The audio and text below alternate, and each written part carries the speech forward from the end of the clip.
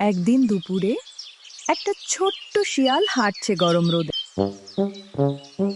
উহ, কি গরম! পেটটাও কেমন খালি খালি লাগছে।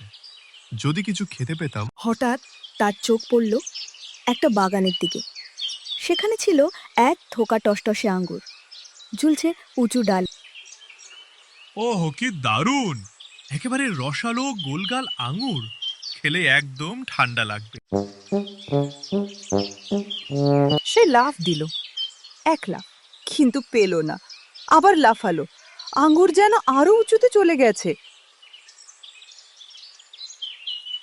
এবার তো পেতেই হবে। তিনবার, চারবার, পাঁচবার লাফানোর পরেও আঙ্গুরের থোকার নাগাল পেল না। তখন সে বসে পড়ল ক্লান্ত হয়ে। থুস! এমন আঙুর খেয়ে কি হবে? দেখতে যেমন চকচকে, খেতেও হবে টক। নিশ্চয়ই পেট ব্যথা হবে। টক টক আঙ্গুর। আসলে শিয়াল রাগে ও লজ্জায় বলেছিল আঙ্গুর টক, কিন্তু আসল সত্যি হচ্ছে সে পারল না, তাই দোষ দিল। এই গল্প থেকে শেখারও, সবসময় নিজের অপারগতা ঢাকতে সত্য না চাপা দিয়ে চেষ্টা চালিয়ে যাওয়া উচিত।